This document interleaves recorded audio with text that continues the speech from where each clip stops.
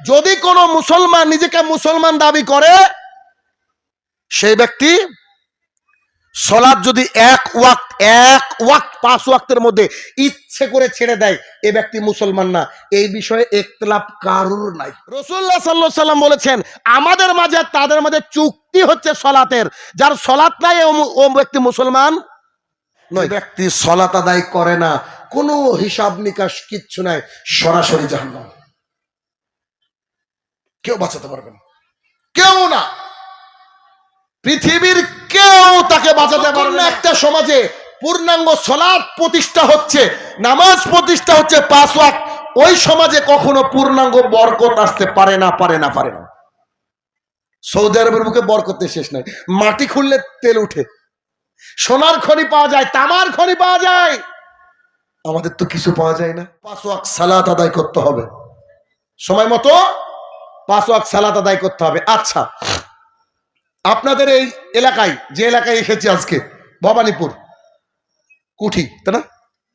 তো এই ভবানীপুর কুঠিতে কত ঘরের লোকের বাস?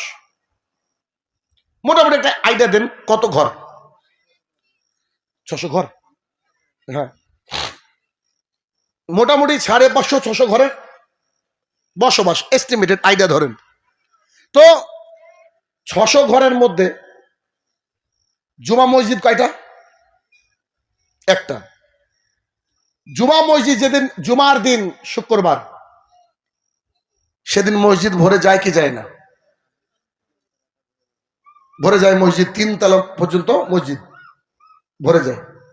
ঠিক ওই দিনে আর কয়েক ঘন্টা আগে, মানে জুমার দিনের কয়েক ঘন্টা আগে ফজরে কতজন লোক হয়?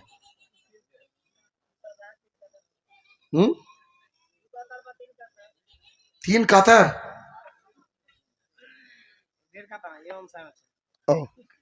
আচ্ছা, ইমাম সাহেব 1.5 কাতার। আচ্ছা, 1.5 কাতার হয়। আচ্ছা, যা হোক, সে 1.5 কাতার হোক আর 2 কাতার হোক বা 3 কাতারে ধরে নিলাম, কথার কথা। কিন্তু জুমার দিনে যত লোক আসে, ফজরে তো অত লোক আসে না, এটা গ্যারান্টি, তাই না?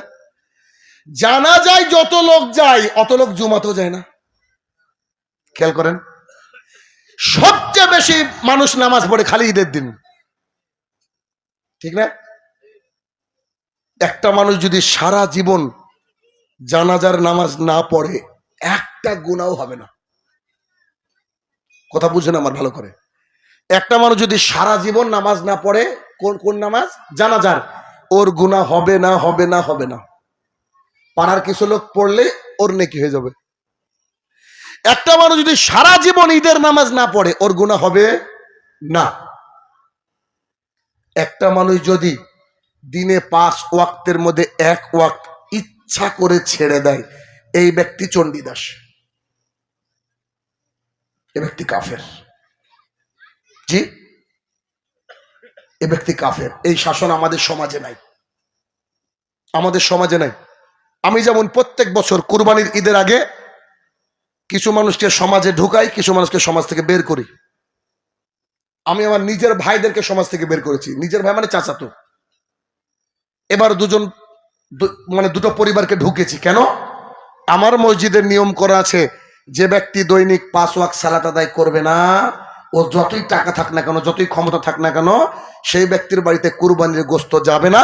সেই ব্যক্তি মরলে শাহিনুর রহমান জানাজা করবে না, ওর বেটা বিটির বিয়ে হলে শাহিনুর রহমান বিয়ে পড়াবে না। এটা আমি বলেছি। এই জন্য আমাদের মসজিদে মাগরিবে যতজন, ফজরেও ততজন, জুমার দিনেও ততজন। তবে জুমার দিনে মানুষ কিছু বাইরে থেকে আসে, এতটুকু। বাদ বাকি আমাদের মুসল্লির কোনো ঘাটতি নাই। হয়তো কারোর একদিন ফজর ছুটে গেল, কিন্তু পরে সন্তত মসজিদে পড়ে। এটা হচ্ছে নিয়ম আমার এলাকা। আমি যে সমাজকে তৈরি করেছি, আমার সমাজে মাত্র 21 ঘর এখন, মাত্র। আমরা কোত্থেকে বেরিয়েছি বুঝতে পেরেছেন? এখনো মাঝে মাঝে ফতোয়া, কাদিয়ানি, আমেরিকা থেকে টাকা পাই, ইহুদির দালাল, এরকম ফতোয়া চলতে থাকে। আমার বাড়ির সামনে গিয়ে বলবে শাহিনুর রহমানের বাড়ি কোনটা, বলবে চিনি না। কি ভালো মানুষ, যাদের কোলে পিঠে মানুষ হয়েছে তারা আমাকে নাকি চিনে না। তার বেটা বিটে আমার কাছে পড়েছে। ওই এলাকার এমন কোন স্টুডেন্ট নাই হয়তো আমার কাছে পড়েনি, এমন হবে না, অথচ আমাকে চিনে না, আমার বাড়ি চিনে না। আশ্চর্য লাগে না? চিন্তা করেন, বিরোধিতা। শুধুমাত্র এই কাজ করেছি বলে যে 5 ওয়াক্ত সালাত আদায় না করলে তার বাড়িতে কুরবানি গোশত যাবে না, তার বেটা বেটির বিয়ে লাগলে আমি বিয়ে পড়াবো না, তার জানাজায় যাবো না। 100% নামাজি আলহামদুলিল্লাহ। কিন্তু আমরা বুঝি না যে 5 ওয়াক্ত সালাত আদায় না করলে মানুষ মুসলমান থাকে না, এটা এখনো বুঝি না, আমরা বুঝি না। কেমন দেখেন, বুরাইদা রাদিয়াল্লাহু তাআলা আনহু বলেন, রাসূলুল্লাহ সাল্লাল্লাহু আলাইহি সাল্লাম বলেছেন, আমাদের মাঝে আর তাদের মাঝে, তাদের মানে কাফের, আমাদের মাঝে আর তাদের মাঝে, উভয়ের মাঝে চুক্তি হচ্ছে সলাত। চুক্তি কি? সলাত। যার সলাত নাই তার দিন নাই, যার সলাত নাই তার দিন নাই। একটু একটু দেখেন, আমি আর এই যে ভাই বসে আছে, আমরা দুই ভাই বসে আছি, আমি যদি এখন আপনাকে এভাবে বলি আজকে ফজরে ইচ্ছে করে আমি নামাজ পড়বো না, আমি বললাম কথার কথা, এবং ইচ্ছে করে আমি ফজরকে ত্যাগ করলাম, আজকের ফজর, তো আজকে ফজরে জামাত ধরেন 3:55 বা 4টে, আমি জানি না আপনার এখানে কটা, তো 5টার সময় 4:48 বোধহয় সূর্য উদয়, 4:49 আমি শাহিনুর রহমান কোরআন এবং সুন্নাহ অনুযায়ী কাফের, আর ইনি ফজরের সালাত আদায় করেছেন, ইনি হচ্ছেন মুসলমান। যতক্ষণ না আল্লাহর কাছে তোবা করে জোহরে মসজিদে যাচ্ছি অতক্ষণের মধ্যে মরে গেলে আবার নগদ জাহান্নাম। কার জাহান্নাম? শাহিনুর রহমানের। কথা বোঝাতে পারছি কি? কেন? ইচ্ছা করে শাহিনুর রহমান 1 ওয়াক্ত সালাত ছেড়ে দিয়েছে। কেন? বুরাইদা রাদিয়াল্লাহু তাআলা আনহু বলেন, রাসূলুল্লাহ সাল্লাল্লাহু আলাইহি সাল্লাম বলেছেন, আমাদের মাঝে তাদের মাঝে চুক্তি হচ্ছে সলাতের, যার সলাত নাই ও ব্যক্তি মুসলমান নয়। এখন আমি আপনাদেরকে এখানে আসলাম, আমার সাথে আপনাদের চুক্তি, শাহিনুর রহমান আসবে আমাদেরকে বক্তৃতা শোনাবে, এটা চুক্তি, ঠিক না? আমি উঠে স্টেজে সালাম দিয়ে বললাম যে থাকেন তাহলে বাড়ি যাই, কেউ মানবেন? কেন? কারণ জানেন যে আপনারা আমাকে বক্তৃতা দেওয়ার জন্যই ডেকেছেন, তাই না? এটা একটা চুক্তি, ভালো করে বুঝবেন। তো বিষয় হচ্ছে, যদি কোনো মুসলমান নিজেকে মুসলমান দাবি করে, সেই ব্যক্তি সলাৎ যদি 1 ওয়াক্ত 5 ওয়াক্তের মধ্যে ইচ্ছে করে ছেড়ে দেয়, এই ব্যক্তি মুসলমান না। এই বিষয়ে ইখতিলাফ কারোর নাই। 4 জন প্রসিদ্ধ ইমাম আছে, আমরা জানি না? ইমাম আবু হানিফা রাহমাতুল্লাহ আলাইহি, ইনি একটু শিথিলতা অবলম্বন করেছেন ফতোয়া দেওয়ার ব্যাপারে। তো ইনি কি বলছেন জানেন? ইমাম আবু হানিফা রাহমাতুল্লাহ বলছে, তোমার সন্তান নামাজ পড়ে না, ওকে জেলখানায় ঢুকাও, অতক্ষণ পর্যন্ত মারো, হয় মরে যাচ্ছে না নামাজ পড়ছে। মানুষ বলছে আমি হানাফি, সব নকল হানাফি। কিসের হানাফি? হানাফি মানে ওর ছেলে নামাজ পড়তে আসবে, ওর বউ বিটি বাড়িতে নামাজ পড়তে বাধ্য, নইলে আবু হানিফা রাহমাতুল্লাহ কি বলছে, ওকে পিটিয়ে মেরে ফেলো, অথবা সালাত আদায় করতে আসুক। আর আরো যে 3 জন ইমাম আছে, এদের কথা সরাসরি সাইজ করে দাও, মেরে ফেলো, কোনো পৃথিবীতে বেঁচে থাকার অধিকার নেই। আমার ছেলের বয়স 10 বছর, এখনো মাঝে মাঝে বিছানায় পেশাব করে, অনেকদিন পর পর হয়তো করে। সে ছেলেকে প্রতিদিন ফজরে নিয়ে যায় আমি, যাবে না মানে? ও যাবার 14 গোষ্ঠী যাবে, যেতে বাধ্য। কেন? ও আমার বাড়ির ভাত খেতে হলে ওকে নামাজ পড়তে হবে। আজকে চলে এসেছি, মাগরিব আর ইশা ও মসজিদে গিয়ে আদায় করতে বাধ্য। কে বলছে যে সালাত আদায় করবে না? কেমন বাবা হয়েছেন আপনি যে আপনার সন্তানকে ভরে নিয়ে যেতে পারেন না? 5 ওয়াক্ত নিয়ে যেতে হবে, কারণ আপনি আপনার সন্তানকে আগুনের মধ্যে ফেলে দিতে পারেন না। পৃথিবীর কোনো বাবা পারে কি? তার সন্তান দাউ দাউ করে জ্বলছে আর বাবা চেয়ারে বসে বলছে পুড়তো দেখি কিরকম লাগে? বলবে কেউ? কেউ বলবে না। তাহলে কিয়ামতের মাঠে কিন্তু এভাবে পুড়বে আপনার সন্তান, যদি আপনি ঠিকঠাক করে গাইড না করেন। আর সন্তান যদি বেঁকে বসে আল্লাহকে প্রশ্ন করে, তো আপনিও চলে যাবেন জাহান্নামে। অতএব জরুরি ভিত্তিতে আল্লাহর জমিনে আমরা যাই করি না কেন, আমাদেরকে দিনে 5 ওয়াক্ত সালাত আদায় করতে হবে। একজন মানুষ চুরি করেছে, রাসূলুল্লাহ সাল্লাল্লাহু আলাইহি ওয়াসাল্লাম বলেছে শরিয়া আইন যদি থাকে তার হাতকে কেটে দিতে হবে। তো একজন মানুষ চুরি করেছে, তার হাত কেটে দিতে হবে, ওই লোকটা চুরি করেছে, ও জাহান্নামে। এই হাদিস আমার জানা নাই, চুরি করলে জাহান্নাম, এ হাদিস আমার জানা নাই, ভালো করে কথাগুলো বুঝবেন। 2, একটা লোক জেনা করেছে, জেনা মহাপাপ, জঘন্যতম পাপের অন্যতম পাপ। ওই লোকটা জেনা করেছে, আল্লাহ রাসূল সাল্লাল্লাহু আলাইহি ওয়াসাল্লাম এমন কোন হাদিস আমার জানা নেই যেখানে বলেছেন জেনা করেছে জাহান্নামী। একটা লোকের বাড়িতে বন্ধন লোন রয়েছে, গ্রুপ লোন রয়েছে, রাসূলুল্লাহ সাল্লাল্লাহু আলাইহি ওয়াসাল্লাম বলছেন মায়ের সাথে জেনা করে যত পাপ হয়, সুদ ঘুষের সাথে যুক্ত থেকে তত পাপ হয়। তার মানে একজনের বাড়িতে যদি ওরকম কিতাব থাকে যার মাধ্যমে লোনের লেনদেন চলে, তার মানে ওর মায়ের সাথে জেনা করে, যা পাপ হয় সুদ ঘুষের সাথে যুক্ত থাকলে তাই পাপ হয়। কিন্তু মায়ের সাথে জেনা করার সমতুল্য পাপ নিয়ে যদি কিয়ামতের মাঠে হাজির হয়, সে সরাসরি জাহান্নামী, রাসূল সাল্লাল্লাহু আলাইহি ওয়াসাল্লাম বলেননি। তার মানে চুরি করলে জাহান্নাম যাবেই এ কথা বলা নেই, তবে যেতে পারে। জেনা করলে জাহান্নাম যাবেই এ কথা বলা নেই, তবে যেতে পারে।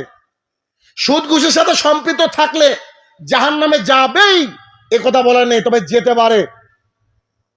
আল্লাহ সুবহানাহু ওয়া তাআলা বলছেন মা সালাকাকুম ফিস সাকার। ও আমার ভাইয়েরা, আপনার এই যে আপনার এলাকায় দেখবেন এই দৃশ্য বোধহয় হয়েছে, জানেন, মসজিদ আছে আপনাদের, চায়ের দোকান আছে পাশে, মসজিদ থেকে কিছুটা দূরে একটা ইয়াং ছেলে সালাত আদায় করা শুরু করেছে, মুখে দাড়ি রেখেছে, টাকনুর উপরে প্যান্ট করেছে। তো যাওয়ার সময় দেখে যে 2-3 জন বৃদ্ধ মানুষ প্রতিদিন চায়ের দোকানে চা খায়। তো এক সময় তাদেরকে বলছে চাচা বা দাদা চলেন না নামাজ পড়ে আসি। তখন তারা বলছে বাবা কবে থেকে মৌলবি হলি বাপ, আছে না এরকম লোক? আবার কি বলে, তোরাই যা, আমরা নামাজ না পড়লে ইমান ঠিক আছে। এ লোক নাই? তো তোরা যা, নামাজ না পড়লে আমার ইমান ঠিক আছে, এই লোক কি ওর সাথে ইয়ার কি করলো না? বলেন তো। মক্কা তো একবার না একবার আসে ভাই। এবার দেখেন কিয়ামতের মাঠ কায়েম হয়ে গেছে। সূরা আনকাবুতের এই যে 42 এবং মানে সূরা মুদ্দাসসিরের 42 আর 43 নম্বর আয়াত আপনাকে অ্যাপ্লাই করে দেখাচ্ছি। এখন এ হচ্ছে জাহান্নাম আর এ হচ্ছে জান্নাত। এখন ওই যে চাচা দাদা যাদেরকে, যারা আপনাকে টিটকিরি মেরেছিল, তারা জাহান্নামে। এখন বলেন তো, আপনি উপর দিয়ে যাওয়ার সময় ওদেরকে দেখলে কিছু বলবেন কি বলবেন না? ওই যে দুনিয়াতে আপনাকে উল্টো পাল্টা কথা বলছে, বলবেন না? নিশ্চয়ই বলবেন। কেমন? যাওয়ার সময় বলছেন মা সালাকাকুম ফিস সাকার। ও চাচা জাহান্নামে কেন? কি ব্যাপার জাহান্নামে কেন? কলু, সেই দিন তারা বলবে লাম নাকু মিনাল মুসাল্লিন, আমরা যে মুসল্লি ছিলাম না রে বাপ, আমরা যে মুসল্লি ছিলাম না। তার মানে এই আয়াত স্পষ্ট করে যে ব্যক্তি সালাত আদায় করে না, কোনো হিসাব নিকাশ কিচ্ছু নাই, সরাসরি জাহান্নাম। কেউ বাঁচাতে পারবে না, কেউ না, পৃথিবীর কেউ তাকে বাঁচাতে পারবে না। আপনি রোজা করেন, রোজার সময় অসুস্থ ছাড় আছে। আপনি হজ করতে যান, হজের সময় অসুস্থ ছাড় আছে। পৃথিবীর যে কোনো ইবাদতে ছাড় আছে, কিন্তু সালাতের ব্যাপারে রাসূল সাল্লাল্লাহু আলাইহি ওয়াসাল্লাম বলছে তুমি যুদ্ধক্ষেত্র আছে, আর যুদ্ধক্ষেত্র আছে, এরকম মুহূর্তে ওয়াক্ত হয়ে গেছে, একদল জামাতে সালাত আদায় করবে, একদল যুদ্ধ করবে। এদের জামাত শেষ, এরা আবার গুলি চালাবে, আর এরা হচ্ছে তখন আবার সালাত আদায় করবে। কথা কি বুঝতে পারছি? ট্রেনে দাঁড়িয়ে আছেন, পেশাব পায়খানা করে ফেলেছেন, ওই এতেই আপনাকে সালাত আদায় করতে হবে। গত 3 দিন বা 4 দিন আগে একজন ভাই ফোন করলো, স্যার ট্রেনে সফর করছে। আচ্ছা বলেন তো স্যার, স্বপ্নদোষ হয়ে গেছে, পানিও নাই, কি করব? আমলাম যে তায়াম্মুম করে সালাত আদায় করেন।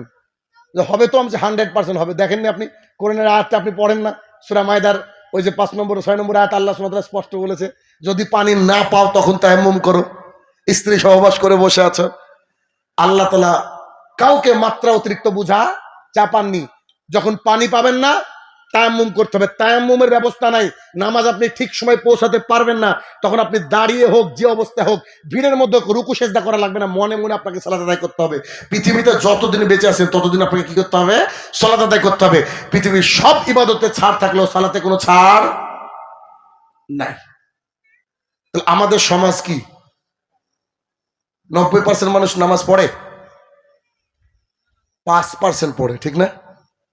ঠিক না? তাহলে আদিনাতে কে এসে জয় শ্রীরাম বলল, আর ওই যে বাবরি মসজিদকে দখল করে নিল, আপনারা এত কুমিরের মতো কান্দেন কেন? এ মায়া কান্না কোত্থেকে আসে? আল্লাহর জমিনে আপনি কি জানেন, ভারতবর্ষের সমীক্ষা আপনি অবাক হয়ে যাবেন, আমাদের ইন্ডিয়াতে 48% মসজিদে নামাজই হয় না। 48% মসজিদে নামাজ হয় না। কেন? আমরা তো মুর্শিদাবাদের মানুষ। কাটরাতে আপনি আমি যাই স্যান্ডেল পরে, আর মন্দিরে উঠার সময় বাইরে লেখা আছে জুতো খুলে উঠুন। দেখেননি কিভাবে চলছে আমাদের দেশ? দেখেন, আমার ড্রাইভার আমাকে বলছে অনেকদিন আগে, ও আমার ভাই, চাচাতো ভাই, তো আমাকে বলছে, আচ্ছা একটা হাদিস শুনলাম, আমার মুখ থেকে শুনেছে, আমাকে বলছে একটা হাদিস শুনলাম, মানুষ নাকি মানে অধিকাংশ মানুষ সালাত আদায় করে না। তো আমার কাছ থেকে শুনেছে যে ওযু করলেই জান্নাত। তো আমাকে ওর মনের মধ্যে প্রশ্ন হয়েছে, আচ্ছা ওযু করলে জান্নাতে, কথাটা আমার হজম হচ্ছে না। কেন? ওযু তো সবাই করে রে ভাই, ওযু তো সবাই করে, ওযু করলে জান্নাত কি করে? এটা আমার হিসাবে আসছে না। আমার মনে হয় হাদিসটা একটু দেখার দরকার। আমি বললাম বিখ্যাত হাদিস এটা, উমর ইবনুল খাত্তাব রাদিয়াল্লাহু আনহু বর্ণনা করেছে ওযু করলে জান্নাত, আর তুই বলিস এই কথা? ঠিক আছে, তোকে দেখাবো আমি। তো মালদায় প্রোগ্রাম ছিল, বহরমপুরের পার করে যে প্রথম টোল মেহেদিপুর না কি আছে না, মেহেদিপুর টোল, ওই টোলে না গিয়ে ডান সাইড দিয়ে একটা রাস্তা রয়েছে, জানি না কেউ গিয়েছেন কিনা। তো ওই ডান সাইড দিয়ে ওই রাস্তায় নামতে একটা মাদ্রাসা প্লাস একটা মসজিদ আছে। তো আমাদের আসরের ওয়াক্ত হয়ে গেল, আমি বললাম দাঁড়া, আমরা সালাত আদায় এখানেই করব। আমরা গিয়ে দুই ভাই ওযু করলাম, ওযু করার পরে গিয়ে দেখছি, আমি বললাম নামাজের টাইম কখন? তো বলছে হয়ে গেছে। তাহলে যে নামাজ শুরু করবেন না? তো করেন। আমি বললাম আমি তো মোনাজাত করি না, বুঝলেন না, আমি তো মোনাজাত করি না। পড়ান না, অসুবিধা নেই। 3 জন নামাজ পড়লাম। কজন? আমি, আমার ড্রাইভার, আর আল্লাহু আকবার বলে মানুষকে ডাকনে বলা মুয়াজ্জিন। 3 জন নামাজ পড়ে বাইরে এসে আমি বললাম, হাদিসের বাস্তবায়ন পেয়েছিস যে ওযু করলে জান্নাত? এত বড় গ্রাম ওযু করার লোকও নাই, কি বলছিস তুই? যে কথা বাস্তব, কথা বাস্তব। তার প্রমাণ এইটা। এখন যদি আমি এখন আপনাকে দেখে বলি যে আপনি মুনাফিক, আপনি মুনাফিক, আপনার কষ্ট হবে। অথচ আল্লাহ রসুল অনেককে মুনাফিক বলেছে। কেমন? আবু হুরায়রা রাদিয়াল্লাহু তাআলা আনহু বলেন, রাসূলুল্লাহ সাল্লাল্লাহু আলাইহি ওয়াসাল্লাম বলেছেন, মুনাফিকদের কাছে সবচেয়ে ভারী নামাজ হচ্ছে ফজরের নামাজ আর ঈশার নামাজ। তো ফজরের 1.5 কাতার আর জুমার দিনে ভরে না, এরা কি মুনাফিক নয়? আবার রমজান মাস আসলে আরে আটে তো না, আটে না, তারাবি পড়ার গতি কি 1 সপ্তাহ? তারপরে ব্যাটারিতে চার্জ থাকে না, আবার 27 রমজান। এই আর ঈদের দিনের অবস্থা এমন ভয়াবহ, আল্লাহ মনে হচ্ছে এক একটা ফেরেশতা আকাশ থেকে নামিয়ে দিয়েছে, গোটা গ্রামে চিনতে পারেনি কে ভাই। সাদা ধবধবে পোশাক পরে ইমামের পেছনে দাঁড়িয়ে আছে, মনে হচ্ছে ইমামকে বলেছে সাইডে সরেন তো। আছে না এরকম লোক? আতর, এমন আতর মারা মেরেছে যে ঈদগাহে প্রথম বসে আছে, ওই লোক হচ্ছে ইদু মিয়া, বছরে 2 দিন নামাজ পড়ে। আর কিছু আছে শুকুর আলী, এই যে জুমার দিনে পড়ে। আর কিছু আছে রমজান আলী, রমজান মাস আসলে ওদের গতি একবারে মারাত্মক গতি হয়ে যায় সলাতের। কিন্তু রমাদান আসলে নামাজের গতি কি হয়ে যায়? উপরের দিকে উঠে যায়। আর ঠিক যেদিন ঈদের দিন আসরে কেউ নাই, ইমাম আর মুয়াজ্জিন, সবাই ব্যস্ত। ঈদের দিন হয় কি হয় না? এই যে গতদিন ঈদ গেল, গত যে ঈদ গিয়েছে, বুকে হাত রেখে অনেকেই বলতে পারবেন না যে ঈদের দিনে 5 ওয়াক্ত সালাত আপনি তাকবীরে উলার সাথে পড়েছেন। অনেকেই বলতে পারবেন না। তাকবীরে উলা বুঝেন কি? ইমাম সাহেব যখন বলছে আল্লাহু আকবার, আপনিও বলছেন, গিয়ে শুরুতে পাচ্ছেন এই তাকবীর, এই তাকবীরে উলার সাথে 5 ওয়াক্ত সালাত আদায় করেছেন, এমন মানুষ হয়তো এখানে আছে কিনা সন্দেহ। খুব বেশি বলছি কথা? আমি যেটা বাস্তব দেখি সেটা বলি, খুব কষ্ট লাগে ভাই। দেখেন, গোটা পৃথিবীর সমস্ত কাজ ভেসে যাক, আমার প্রথম কাজ হচ্ছে আল্লাহর ডাকে সাড়া দিতে হবে। আল্লাহটাকে সাড়া দিতে হবে। সৌদি আরবের বুকে আমি কাজ করছি, কম্পিউটারে বসে কাজ করছি। এ দেখেন এখানে বসে আছি, এটা আমার অফিস। আপনাদের প্যান্ডেলের শেষ মাথা এইটা হচ্ছে মসজিদ। এটা হচ্ছে স্পেশাল যারা অফিসের লোক তাদের জন্য মসজিদ। তা আমি বসে কাজ করছি। সুদানি একজন মানুষ, সুদানি মানে যে দেখেন লোক খুব কালো, দেখবেন লম্বা কালোর, মাথার চুলগুলা গুটি গুটি হয়, দেখেননি? খেলাধুলা তো দেখা যায় অনেক সময়। তো ওনার নাম হচ্ছে ফাতে আব্দুল্লাহ। তো উনি যেই আজান হয়েছে, আজানের মিনিমাম 15-20 মিনিট পর তো নামাজ হয়। তা আমার ঘরে গিয়ে বলছি, আল্লাহ তাল চল মসজিদে। তা আমি ওকে বলছি, হাবিবি সবর, আমি যে বন্ধু একটু দাঁড়া না রে, এতটুকু বলেছি বাক্য, বন্ধু একটু দাঁড়া। আমাকে কি বলছে জানেন? মাশাআল্লাহ ফি শুকুল মা ফি মুশকিলা আলহিন মালাকুল মত ইগি বাদেন আনতা কালাম হুয়া সোয়া সোয়া আলা ফি শুকুল সবর। উনি আমাকে বলছেন যে মাশাআল্লাহ কাজ চালা, ভালোই তো কাজ করছিস, এখন যদি তোর কাছে মৃত্যুর ফেরেশতা আসে, তুই মৃত্যুর ফেরেশতাকে বলি একটু দাঁড়াতো ভাই, কাজ করছি। সত্যি আমার খুব কষ্ট লাগলো কথাটা। আসলে তো তাই, মালাকুল মত যে কোনো মুহূর্তে আসতে পারে, আমরা তো ভুল করছি।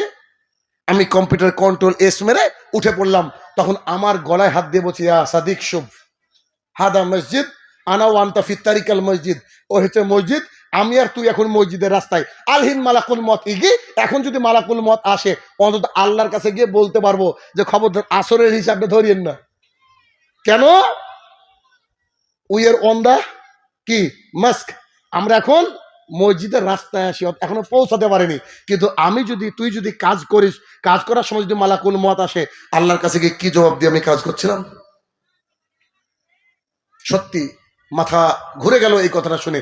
এই জন্য সৌদি আরবের কোনো মানুষকে আমি দেখিনি, হয়তো অনেক মানুষের নামাজ হয় না, আমি দেখেছি সৌদি আরবে একবারে মানুষের মানে ম্যানেজারের ভয়ে নামাজ পড়ে এমন লোকও আছে, খালি রুকু সেজদা করছে, কোনো তসবি তাহজিল নাই। শয়তানও আছে এরকম, কারণ আবু জাহেলের বাড়ি তো আর আপনার এই কুঠিতে না, কেন মক্কায়, তাহলে বুঝে নিতে হবে যে ওখানেও শয়তান আছে। কিন্তু সলাতের সময় কোন রকমের কোনো গাফিলতি নাই। মুনাফিকরাও নামাজ পড়ে সৌদির, আর আমাদের দেশের নিজেকে খাঁটি মুসল্লি মনে করা, খাঁটি মুসলমান মনে করা, ও হচ্ছে এই দুনিয়া, ও হচ্ছে রমজান আলী, ও হচ্ছে শুকুর আলী, ঠিক না? এসব লোকের সামনেই আপনি টিকতে পারবেন না। এরা মাচান গরম করা মানুষ। দুদিন নামাজ পড়তে কি কত কত ফতুয়া দেয় দেখো না, এ কথা বলবে।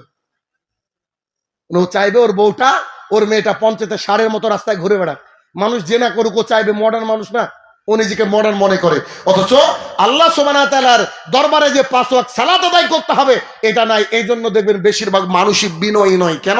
আল্লাহ সুবহানাহু ওয়া তাআলা সূরা আনকাবুতের 45 নম্বর আয়াতে বলছেন, আকিমিস সালাহ, তোমরা সালাত কায়েম করো, ইন্না সালাতা তানহা আনিল ফাহশাই ওয়াল মুনকার, নিশ্চয়ই সালাত এমন একটা মহা ঔষধ, তোমাকে নোংরামি, অশ্লীলতা, বেহাপনা থেকে দূরে রাখবে। এটা একটা মেডিসিন,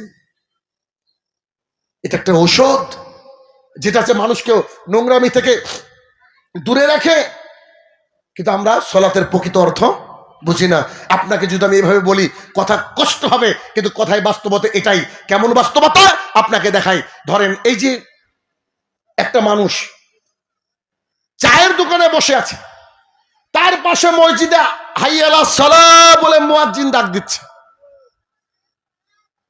ভবানীপুরের কোন একজন মানুষকে দেখেছেন রাস্তায় দাঁড়িয়ে ছেলে আর মেয়ে জেনা করছে? প্রকাশ্যে দাঁড়িয়ে দেখেছেন? দেখা যায় না, তাই না? প্রকাশ্যে দাঁড়িয়ে রাস্তার মিডিলে মদ খাচ্ছে এমন লোক দেখা যায় মুসলমান? কিন্তু খাই। মানুষ মদ খাওয়ার সময় একটু অলি গলি খুঁজে, ঠিক না? খুঁজে তো। কেউ বিড়ি টানতে টানতে বাপ চাচাকে দেখলে অন্তত পিছিয়ে রাখে বা ফেলে দেয়। পৃথিবীর বুকে এমন, হয়তো আমাদের এই এলাকার কথা বলছি, পৃথিবীটা ছেড়ে দিলাম, এলাকায় সরাসরি জেনা হচ্ছে এমন দৃশ্য আমরা দেখতে পাই না। অথচ জেনা বহু চলে গ্রামে, চলে না? এই লোকগুলা জেনা করে কোথায় বলেন তো? রাতের অন্ধকারে, ঘরের অন্ধকারে, কোন একটা পাবলিক প্লেস নয়, খুব গোপন জায়গায়, তাই না?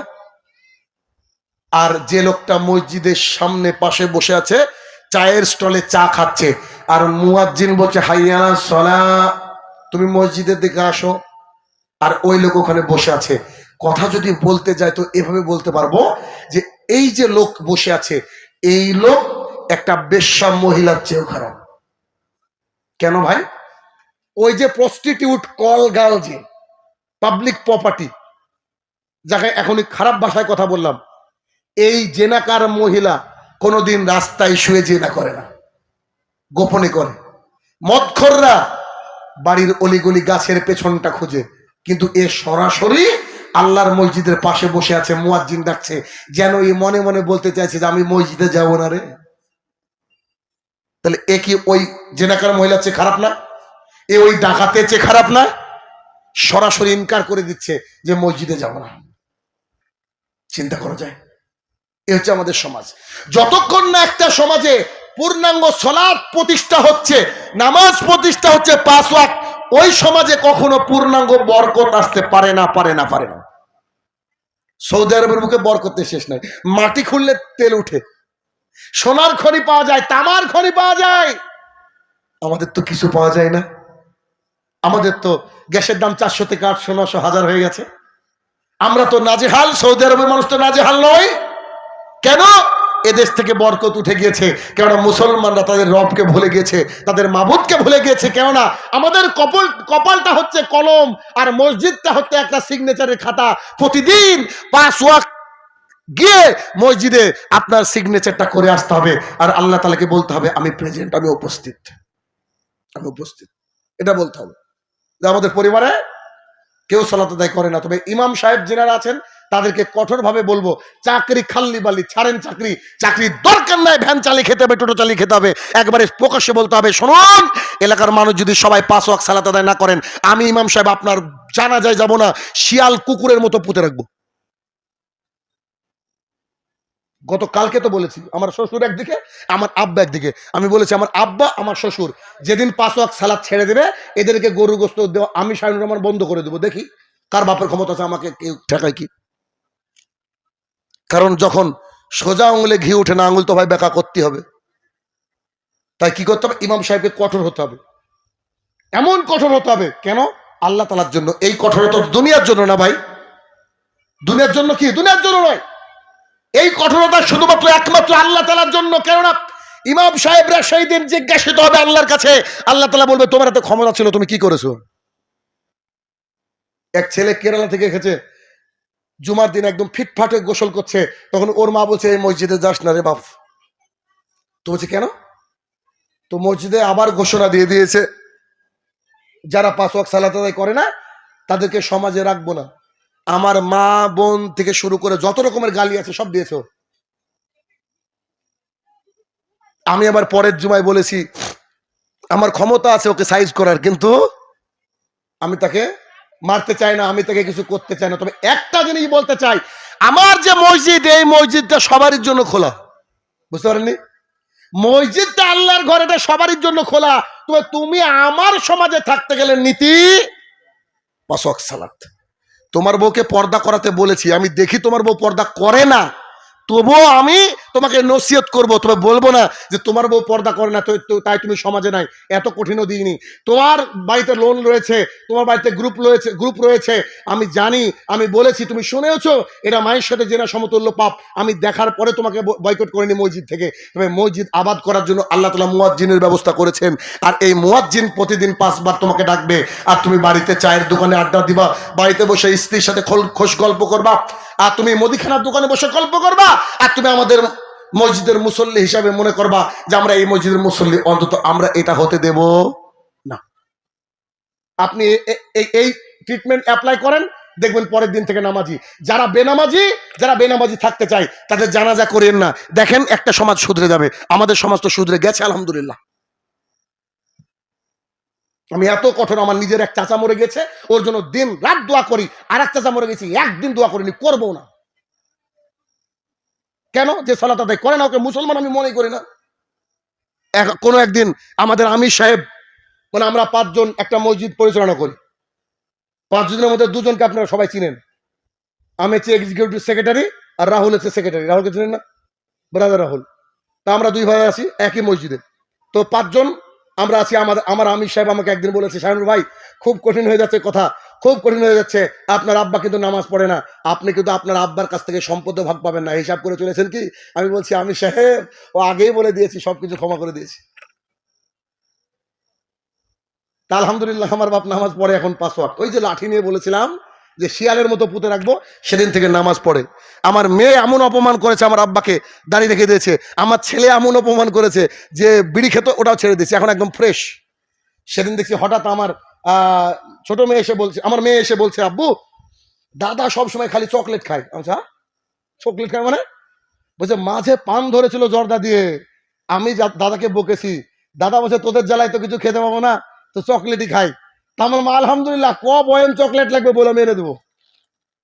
একদিন রাত্রিবেলায় পালস চকলেট 1 বয়ম কিনে নেয়, আম্মা বাইরে বসে আছে, আব্বা বসে আছে, গরমের রাত ধরেন বাড়ির সামনে, আমি গিয়ে দিলাম, তো আম্মা বলছে এটা কি? বলছে আব্বার জন্য চকলেট। যাক আলহামদুলিল্লাহ, তুই চকলেট যত খাবি, ভাত খাওয়ার মতো করে খা, এনে দেবো, অসুবিধা নাই, কিন্তু জর্দা খৈনি এগুলো খাওয়া যাবে না। কে বললো মানুষ চাইলে সব পারে? মানুষ চাইলে সব পারে, কিন্তু মানুষ চায় না। 2 নম্বর ইসলামের খুঁটি কি? সেটা হচ্ছে আমাদের সলাৎ। এটা আদায় করতে হবে ভাই, কলিজার টুকরা ভাই এবং বোনেরা। সলাৎ ছাড়া মানুষ মুসলমান থাকতে পারে না। এই জন্য দেখবেন প্রচুর মার্কেটে সলাতের উপরে বই পাবেন। আসাদুল্লাহ গালিব স্যারের আছে, আমাদের ফাইজি সাহেবের আছে, প্রচুর বই আছে আলহামদুলিল্লাহ। আমার এই বইটা আমি ব্যতিক্রম করে লিখেছি। কি কারণে লিখেছি জানেন? আচ্ছা বলেন দিকে, আপনারা বলবেন। সলাতের বই কি দিয়ে শুরু হয় বলেন তো? কি দিয়ে শুরু হয় লেখাটা? মানে প্রথমে কোন চ্যাপ্টার থাকে সলাতের বই? এই যে বলে দিয়েছে, আসলে হুজুর মানুষ না, হুজুর সব জানে। তাহারাত। তাহারাত মানে কি? পবিত্রতা, তাই না? পবিত্রতা ছাড়া কি নামাজ হয়? আমার বই কি দিয়ে শুরু জানেন? প্রথমে লেখা রয়েছে আমরা কেন সলাত আদায় করব। বুঝতে পারেননি?